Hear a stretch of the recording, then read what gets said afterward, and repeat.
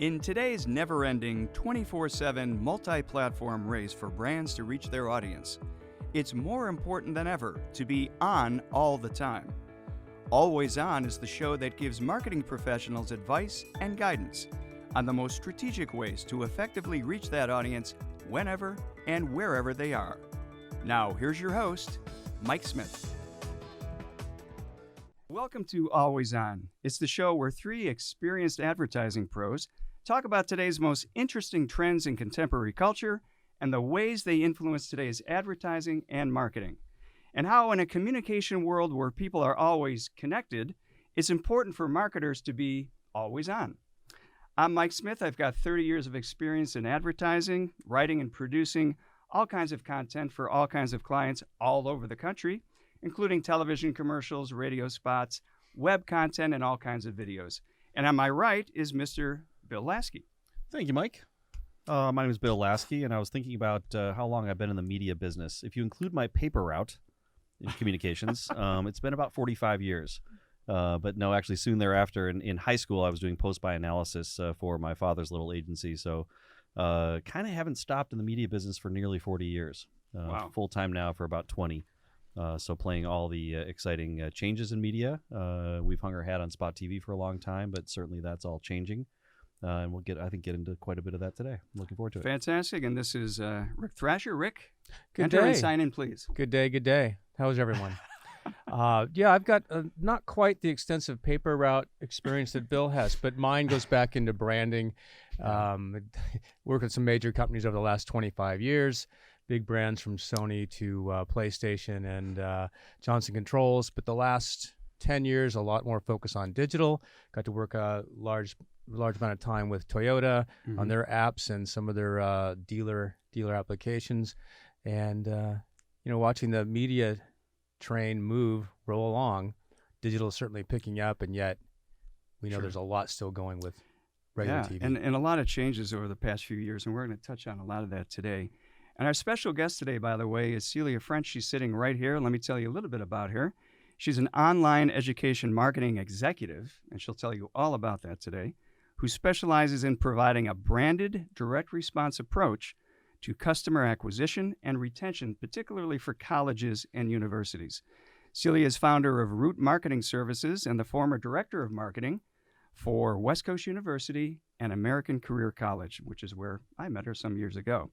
She has agency and client-side leadership experience, brings both strategic and tactical skills to institutions interested in driving accelerated revenue growth. Did I leave anything out? That pretty much covers it. I'm excited to be here. Fantastic. Well, let's get into it. This is a kind of a free-form discussion where we just all chip in where we want to. But let me begin by asking a simple question of Celia. What is the state of education marketing today? Well, I think I can give a solid answer that it Okay, is Rick, what do you think? Well, my kids are online doing school, so it's somehow working. I'm sorry, I faded off in the middle of your sentence. I'm sorry. What is the state of education today? Well, I think it's mixed. I think it depends on what part of education you're talking about. And, there are segments of it in higher ed that are really experiencing a lot of growth right now because of COVID, and there are places that are really struggling. Mm-hmm.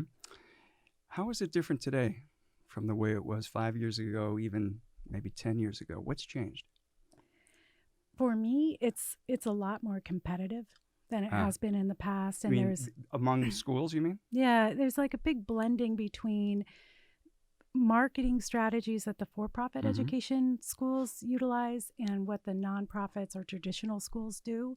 And they're blending in together, and groups like a Purdue Global are the great example of that, where they utilize the marketing tactics and admissions practices of for-profits, and they are a mega institution. They have hundreds of thousands of students. So in terms of that, which we can chime in on too, how is the way you look at the various platforms, various media that's out there these days, what has changed over the past few years? I mean, obviously digital has risen to the fore. What has that meant to you in your business? I think the biggest part of it is how many more touch points there are with a student from the time they first express interest in a school to the time they actually enroll. It's like 100 digital touch points. Oh, boy. And there's a lot of places where things can go wrong Yeah. in 100 touch points. And Bill, you find with your clients similar situations, right? There's such a plethora of ways to reach people today. How do you direct them in the right way? Nearly unlimited. Mhm. And so, we're always seeking efficiency, as we always have. But that's not all there is, of course, because certain things are more effective than others. So, the big buzz lately, I'm going to say the last couple of years, and certainly this year is no different, is attribution. And so the idea of being able to measure those touches and weighting them correctly, and then coming out the end and saying what was the most valuable piece of our media campaign. And I mean, it's ever increasing complexity. I produced a business card that says asteroid miner, because it's almost that complex. Wow. It's my goal is to be an asteroid miner at some point. It's a pretty Wow. tough job, right? But it Yeah. sounds cool, right? Worthy goal. Yeah.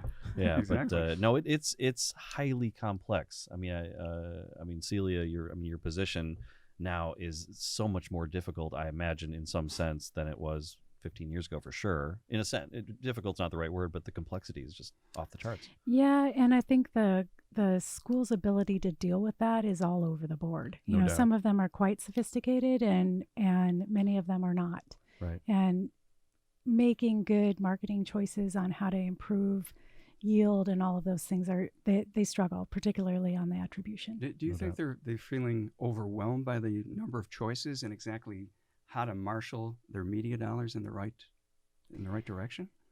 I mean, these are academics, right? I mean, these are people who are not, I'm not going to say not strict business people, but they're into educating people, not understanding communication in all of its various digital forms today. It's got to be overwhelming. Yeah, it definitely depends on the school, and some of them are quite sophisticated. Many of them are not, and they struggle with that part of what actually helped improve conversion. What were the right channels to use for like full life cycle management? When the student is on campus, how do you communicate with them at that point? All those things are real challenges for So institutions right tracking now. results is what you're talking about? Tracking results, really knowing where the result came from. I think student retention is a big focus of mine right now, and schools, I think, are starting to get more knowledge around that the longer a student stays in school, not only is it the right thing for the student, you want to get them to graduation, but how Sure. much more effective that makes the entire institution and everything that they do, not just marketing. So did you have a fair amount of they try a semester or try a year and then think about switching because, and then and obviously I have a student right now that's in the same boat, right? He's going to a local school and he's a little frustrated with the current curriculum because of it all being online. He misses being in class, so he's scratching his head. So I can only imagine on the pure online environment, does that happen more often then, or has been? Yeah, I mean, in an online environment, it has been much more focus on it in the past, just because when you're taking classes online, the student support services that are needed are so different than a ground-based student. But COVID has changed all of that, and every school is struggling with that right now. Like, how do you communicate effectively with students in an online environment? How do you ensure that they're getting all the support that they need? There are all kinds of issues that universities are dealing with right now that you wouldn't think of, like food insecurity, homelessness. All of these things are on the rise because of COVID. So they're just overwhelmed with a variety of issues. Right. Well, how would a school deal with that? How would they deal with food insecurity or homelessness? That seems like a societal problem that's been dropped at their doorstep. What are they doing to face that challenge? Yeah, so I think the first part is understanding which students are impacted by it. So there are all kinds of new technologies out there that are really exciting in the ed tech space, that you can identify which students are at risk, not only by their academic, but what else is going on in their social life, Mm-hmm. and then build intervention strategies on how to help the student in ways that make them feel like it was a helping hand, not signaling them out, right? So some really impressive ed technologies that have emerged to help with that. And then most schools that I'm working with that are big in this space, they are partnering with their communities to get additional resources. But it's also things just like anxiety and depression that the pandemic is bringing. That's very hard for students to concentrate and be successful. Bill, from a media space, how has the pandemic affected your clients and how you buy media, what they expect of media, what they expect of you? It is all over the board. I mean, I have every client is affected in a different way. I have clients that are still not on air at all since mid-March. Because? Either their business, I mean, I kind of have the trifecta of restaurants. I have a casino, and I have an RV dealer group. So two of those are gathering place and retail. So yeah, so right, no, truly. So retail. They've been closed down, and so there's no sense, in a sense, and I won't say this too obliquely, but there's no sense in advertising. I'll never say that out loud, especially on this podcast. Well, always advertise. No one's listening anyway, right? Oh, So good point. It doesn't really matter. No. So in the casino case, for example, I mean, they when they were able to finally open, they were at capacity immediately without advertising. So certain things have pent up demand, and I think there's a lot of that for a lot of things. And the RV space, RVs, if you have not heard, are selling out all the time. Yeah. They're selling all they can get. Because that's the safe way. It's you travel know, and have a vacation. well, and it's people that were otherwise going to take a cruise or a European vacation or whatever it may be, so they have money to spend, and so it's not been a good year. Let's put it that way. Now I do have some retailers who are shifting from brick and mortar to online, as many are, and they're having some good success. We have a restaurant client who is purely drive-through, that sales were up 10%.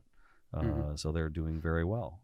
Sure. And so it's like I said, it's all winners over the and board. losers across the board, right? Yeah. The key, and I've been saying this, you've heard me say it, you're probably sick of me saying, is the key is calibration.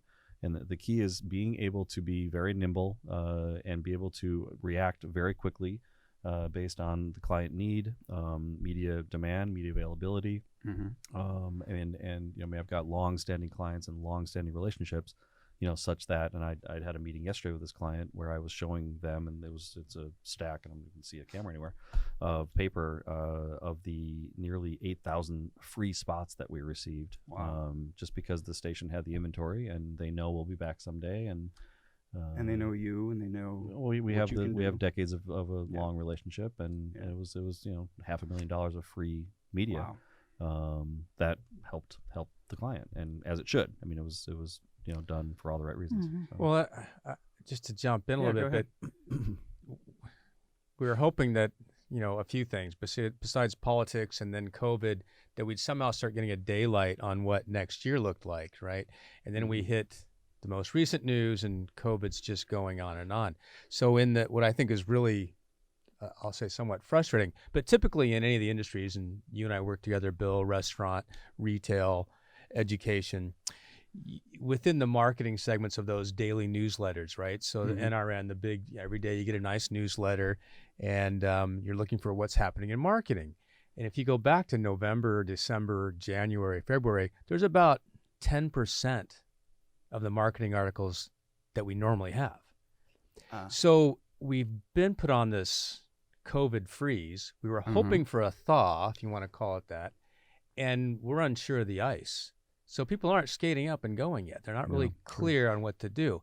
And, you know, how we, like, this might actually be fortuitous to education because it's a shift, and then it's got daylight down the road. Yeah. But for retailers, they have no, like restaurants, open, close, open, close. So what do we do? So we have a lot of. So I have several clients that are in the healthcare education space, and that has been off the charts. The demand for it is really high right now. People want to jump in and help and do something. They're really interested in the shorter term programs right now. So like training that can be completed in, you know, associate degree or lower.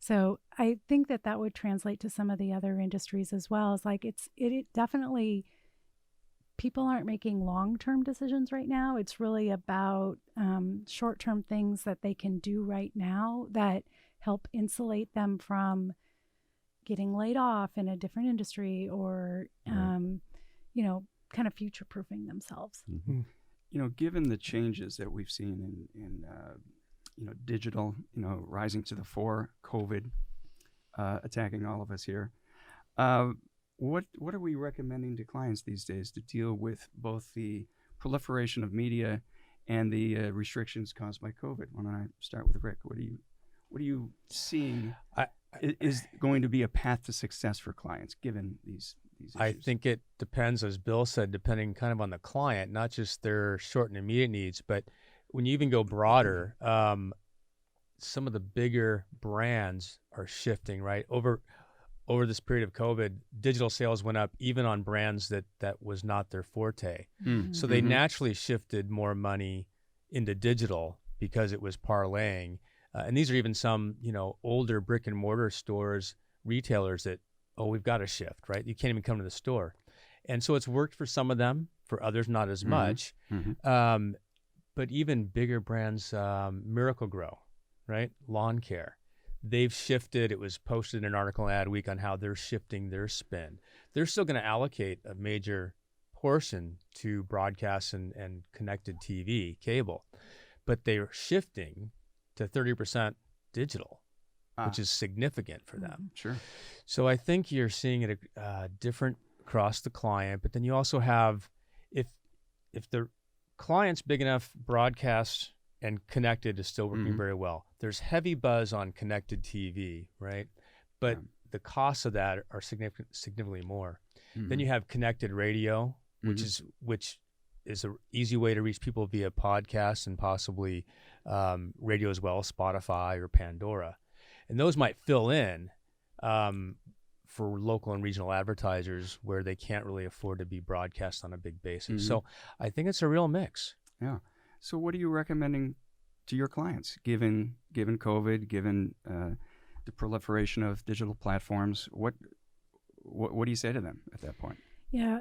In higher ed, you must have a comprehensive social media strategy. And it's because of the age of the individuals. It's where they are. It's where the students are.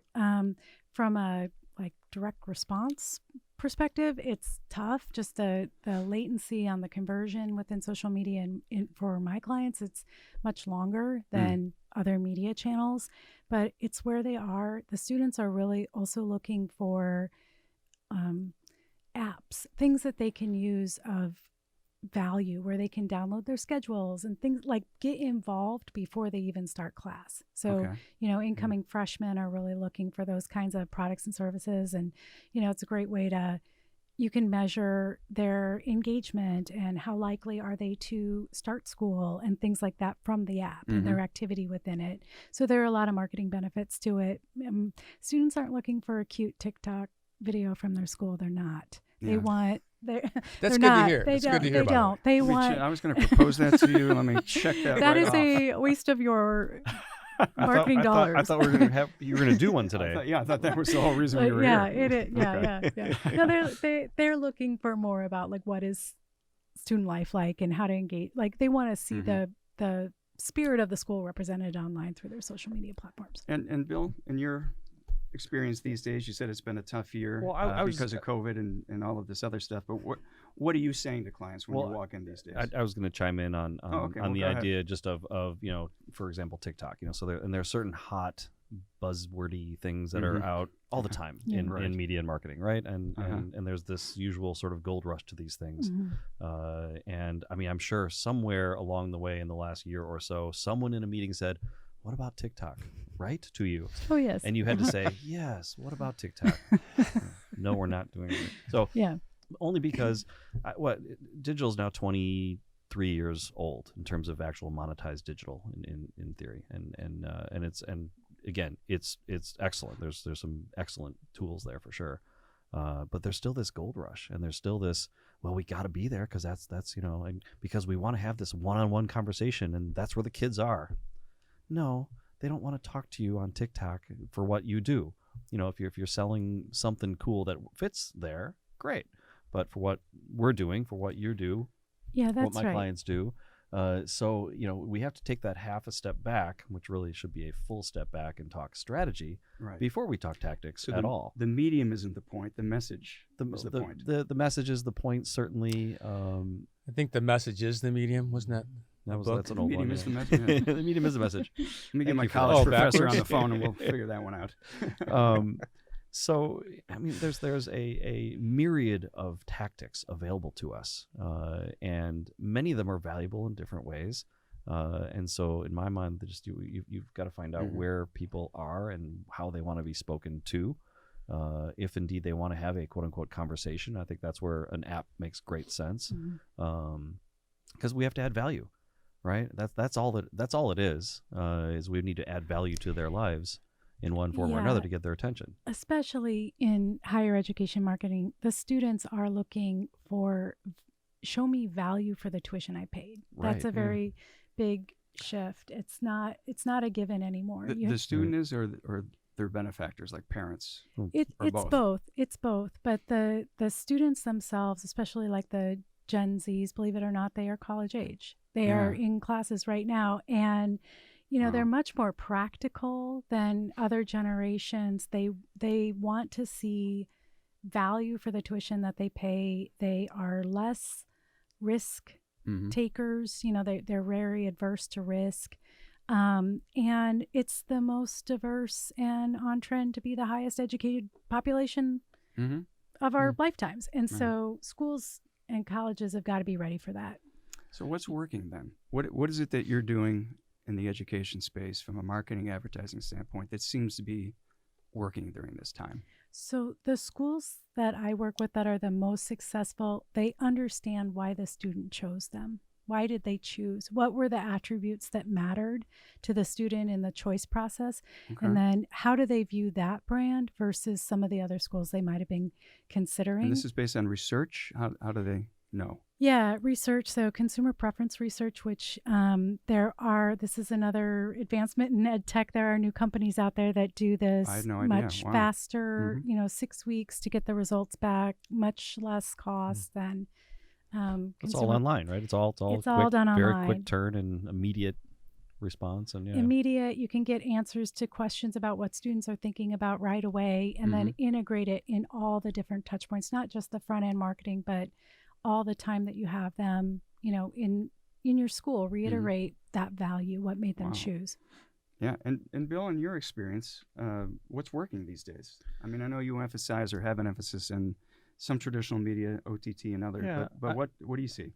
Well, and again, I'm always careful to not sound biased at all. It's very difficult to do that to some extent. But truly, I mean, I'm a media buyer, and we get paid no matter what media you decide to go with, whatever it may be. Right. So I mean, really, I try to go with what's going to work, because again, we're paid the same, whether it's, I'll use the joke of bus benches or skywriting or banner ads. But the client's looking to you for recommendations, of course, of things that work. Right, of course. And again, and we were talking earlier before this, and I mean, we've hung our hat on Spot TV forever, and it still is very, very effective. It's still working very, very well.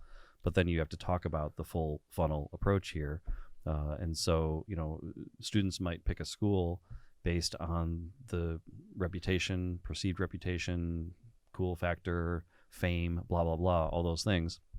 And in my mind, that's mass media, upper funnel discussion, which is very important. But then it's the hundreds of touch points along the way that reinforces. So again, it really goes back to depends on the client in a big way.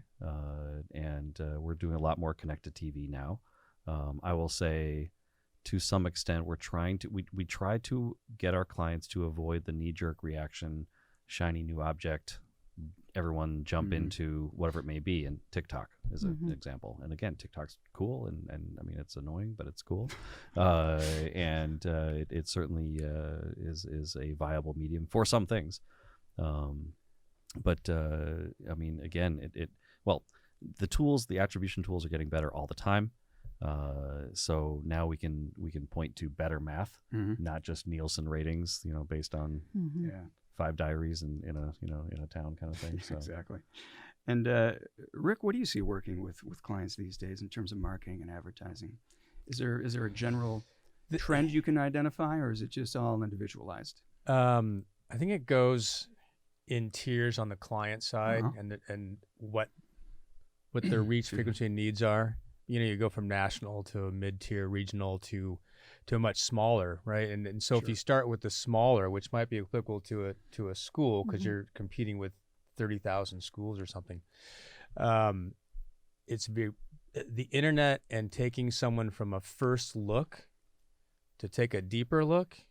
Your value proposition and how that's aligned is becoming somewhat systemized as far as how smaller businesses and how even education does it. But they're going to hear about you in some way, maybe from the bigger funnel of TV, or a friend recommends a school or a business. And then the first thing you do is, well, if you're my son, you're doing it on your phone. Me, I'm doing it on my computer. Yeah. But I'm going to look that entity up, and then I need to be grabbed pretty quickly with an upper funnel value proposition, why you're going to continue down the page. And so that is becoming part of the funnel. And it's a very big factor, especially for smaller businesses, especially in the B2B category, but even B2C. So that's probably tier one. Like everyone needs to get that website, that look, that message established. And then where you take them from there is dependent upon somewhat of their circumstances and what their needs are. And of course, your target market and what you're communicating. And in our case, we're chasing clients that are regional, retail, regional restaurant. So we're tailoring that message to come look, this is what we can do for you. And then within that, the mixes again. So regional broadcast, if you have enough footprint, right? In LA, the restaurants we work with in LA, we're doing spot TV on a phenomenal basis. But then how do we fill in San Bernardino and some of their markets, right? Connected TV, maybe cable. And then let's add some radio, online audio. But it's a mix and a ratio depending on that client.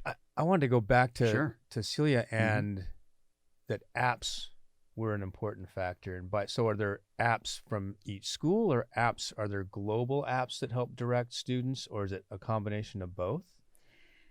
It's a combination of both, but I think the schools that have a useful app,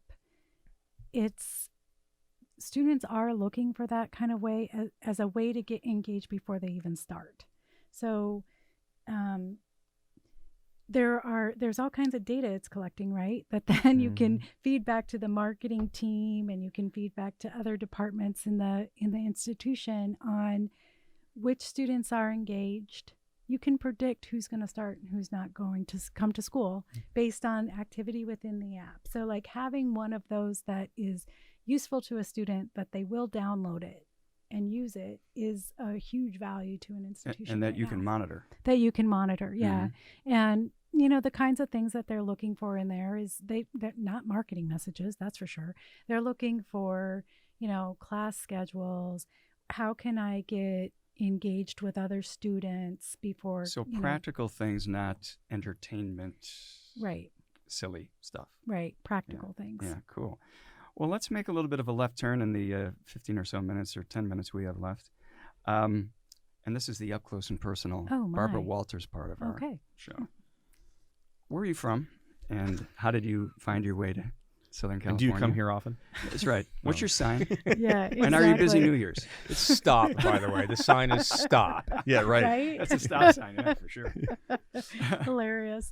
I'm from Kelowna, Iowa. Go Hawks. And I have lived many places all over the U.S., but I've been here in Southern California for 10 years.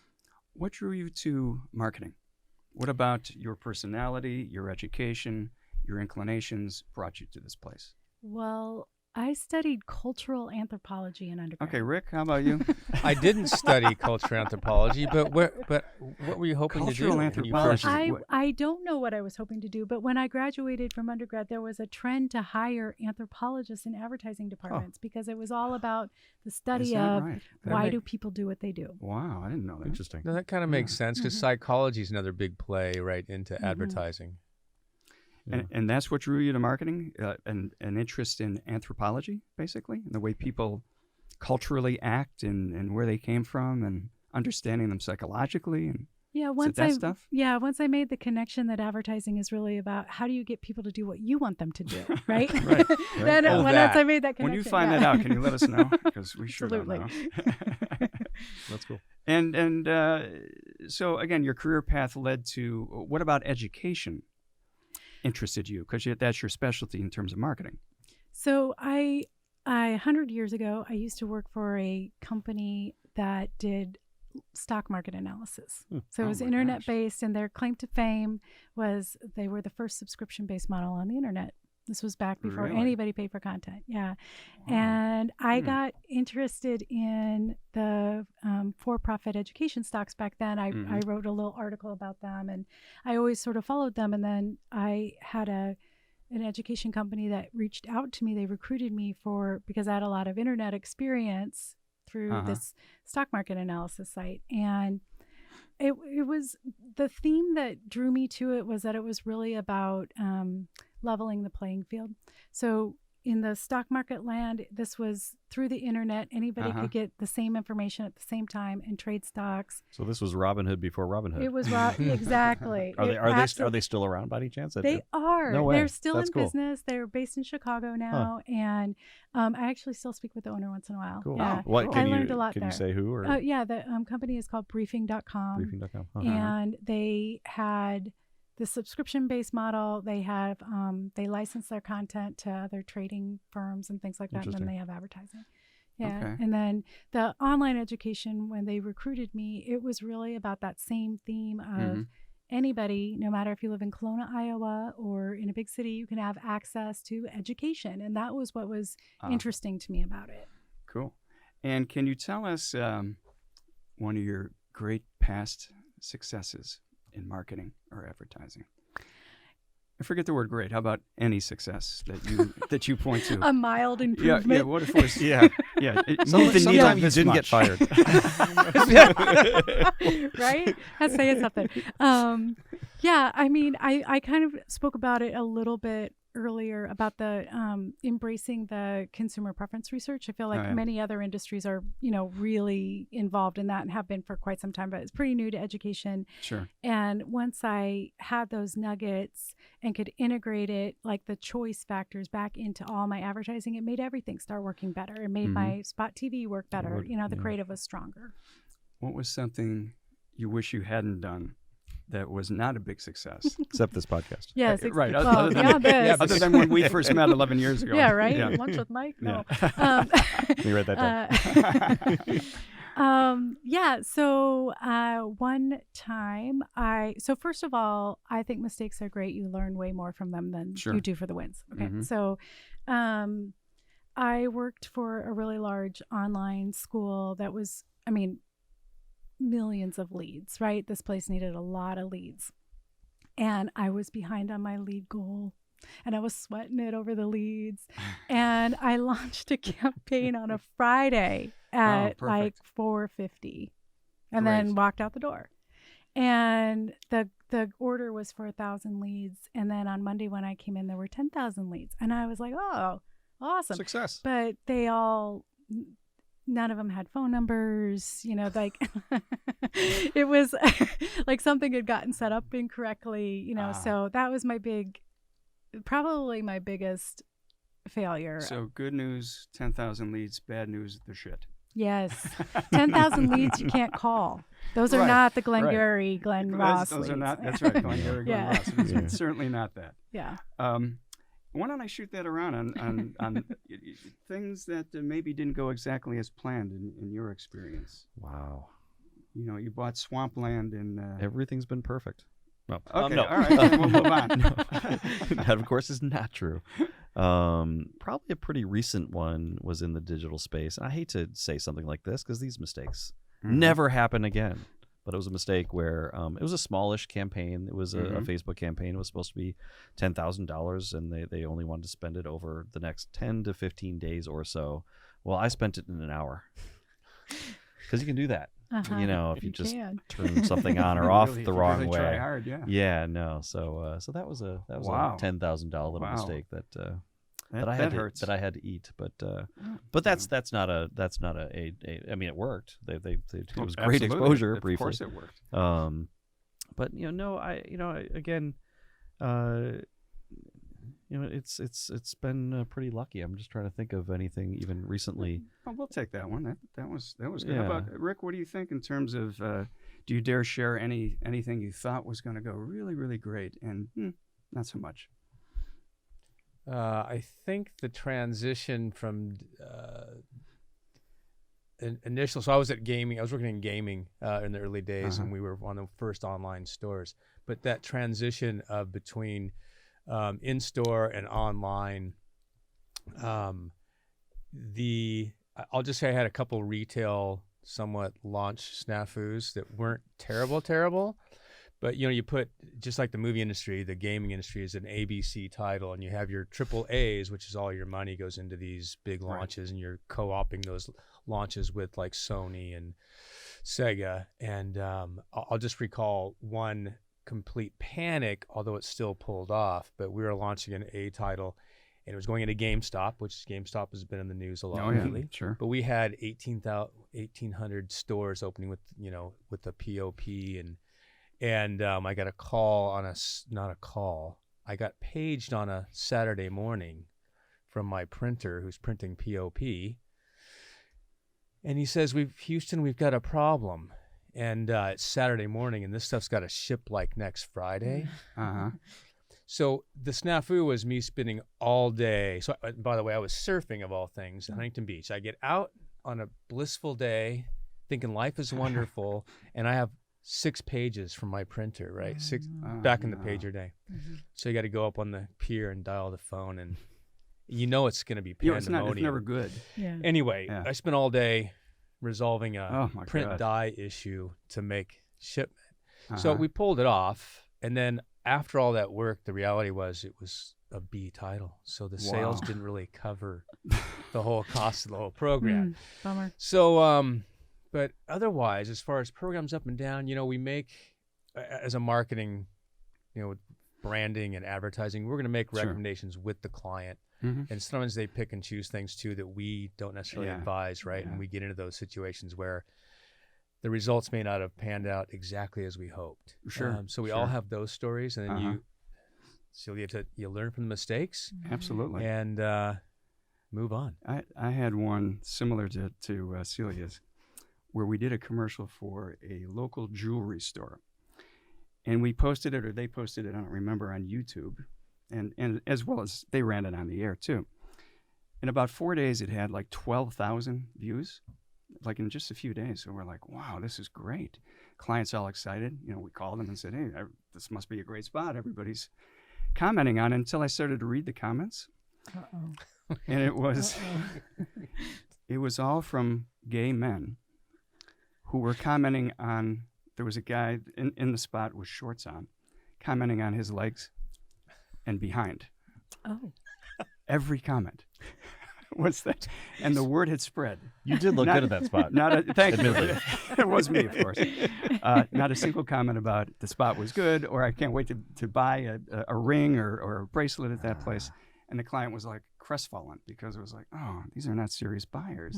These are just people looking at a guy's legs. So that was okay. So they started making good night, everyone. They should have started jewelry. Exactly. You shift gears. They start. They shifted we now into do- menswear. Absolutely. We do Yeah, garters absolutely. for men. So we just have a few minutes left. But Celia, if you could tell me, what do you know now in your marketing career that you wish you knew earlier? What have you picked up over the years? What wisdom can you share with us? We will be quiet and listen as you regale us with your wisdom. No pressure. Yeah, this should be good. Be fearless. That's great. Just don't be afraid of the mistakes, the failures. They're always, there's a way to fix it. Or what Don't worry about management it. would think, or all that stuff, right? Uh, well, it depends on the organization, I guess. That's I feel like that's something True. that I think we all need to remind ourselves daily. I mean, just in terms of just having that confidence, because there's always the 6-pager call problems. I mean, we're in a very complex business. It's ever more complex. I mean, I always talk about, I don't know, 15 balls in the air at any one time, and Sure. you're going to drop 2 here and there, and just keep moving. But that's fantastic. I need to be reminded of it. And Rick, what do you think? What do you know now? What have you picked up over the years that is valuable to you or to others as we go forward? I have to side with Celia. That you look back and think of the things I didn't do because I took a step back maybe, and wish I just dove through. Right, and then you dive through, and sometimes you land on a belly flop. Yeah, but oftentimes you don't. Right. You make your somersault, land feet up, or a nice splash. And then right now of any time, it's let's go. Right, we need to go. Not just because of COVID, but everything else. And then we're up in our seniority in the marketing world. Sure. How dare you? The we three don't of get us. to, yeah, Well, the three me, of but us. not you guys. The three of us. No, especially Mike. But go ahead. And Thank you. so we've got to take our wisdom and use it, because we're Yeah. not going to be 22 years old and hip on TikTok. So Right. we got to be brave with our ideas and go out there. And I think it's also pitch, and let's go. We've got great stories, and we get hung up sometime on the details, and we have our own self-consciousness, not awareness, about maybe our personal successes and failures, and you let that go and just get to it. Excellent. All right, last question for everybody. I'll start with Bill. Where is marketing and advertising, if you want to couch it in terms of media, where's it all heading in the next few years, in your estimation? I have absolutely no idea. Okay, Rick, in your estimation, what? I mean, it's the ongoing digitization for sure. Right. It's going that way. It's interesting though how digital, and reading a lot of articles lately, how digital killed creative over the last, call it 10 years, and how creative. And I mean, I'll use the pop culture example of the Super Bowl. I don't know, but those spots seem to be cooler 10 years ago. They sure did. I don't know. There seemed to be more entertainment factor. There are some excellent things. There's some excellent things, excellent companies, agencies, creative people doing fantastic stuff. Or are we just jaded? I don't know. I watched the Super Bowl commercials and said, oh boy. No. that's it. Well, first of all, yes, you're very jaded. Thank you. But how about everybody else? Actually, this is we meant to get together and talk to you about your jadedness. This is An That was intervention for before that? we didn't have intervention. time for that. Yeah. we'll do it later. After. Yeah. After. Okay. But I think there will be a resurgence of creative and the importance of it. And there's a whole content marketing thing. Well, clever content, valuable content, something that's truly valuable to people at the right time. And there's all these lovely algorithms that have beautiful targeted and retargeted ads that come our way, and they're still not there. I mean, I'm shopping for a pen. I bought the pen. 6 months, I'm getting a pen ad. No more. I'm done with my pen shopping, and that's a bad example. But but the ongoing. I mean, connected TV is going to be a sea change shift. It's already happening to a certain extent with viewership, and again, having started my discussion about talking about spot TV, and I've kind of hung my hat there. Right. I will need to reinvent in a sense, and I mean, we've already gone that way. We do about 10% on connected TV right now. And we're constantly talking with all of the suppliers that are out there, and everybody's selling it now. Everybody's selling connected TV. So it's that. I mean, I believe it's going to be ongoing shift to not so much digital, because again, people don't know what they're watching anymore and don't care, right? I mean, I know when I switch to Netflix, I know I'm not having advertising, and I know what I'm doing there. And obviously, we're all bad examples here because we're media consumers and professionals, but I think increasingly people won't know what they're consuming or how they're consuming it. I've always said there shouldn't be this digital versus traditional. It's advertising. It's all the same. But it still is. It's still siloed, and it can't be. You need to, I think for what Celia does, I think you need to have this consistent thread throughout everything that you're doing. You said how many touch points? It's hundreds. I'm sure. And so Well, it sounds like it's going to be important, and maybe Rick, you can comment on this, of being always on. There's all of these platforms. You've got to be in front of people almost all the time.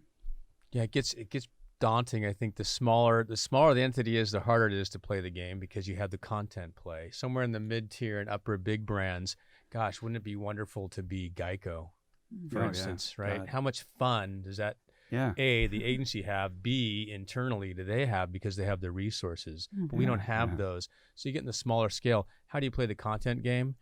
Difficult, right? Hire someone outside. So being everywhere, always on, a challenge. Mhm.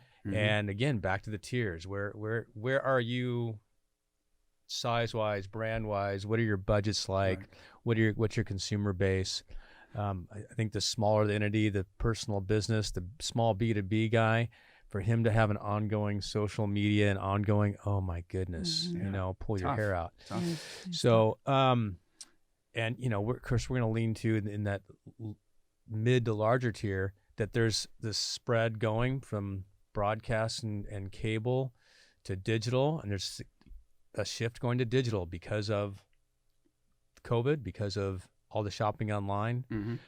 So I think we're going to continue to see that. And then, one other interesting standpoint, the direct-to-consumer movement over the last 2 to 3 years, right?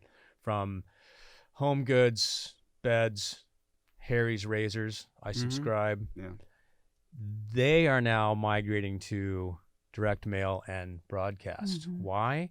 Because the cost per click in certain segments no longer gets the ROI. Now you hit these flat walls and you're going, well, what works next? So we'll probably have somewhat of a shift. We'll have digital continue to grow, but yet, hey, wait, maybe back to some of the things that worked in the past, like direct mail and so. Where are we heading in terms of education, in terms of general marketing and advertising? What do you see coming down the road? Well, for me, it's that there's so much more data than there ever has been before with all the different media channels and how they work together.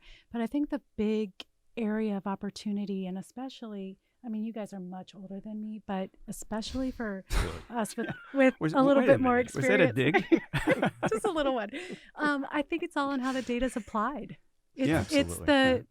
the insights are there, but like what you described earlier with, I've already bought this product, why do you keep remarketing it to me? Understanding how to use that data in a way that the customer feels like it's not creepy that you're stalking me. You're giving me things of value that I want to know about.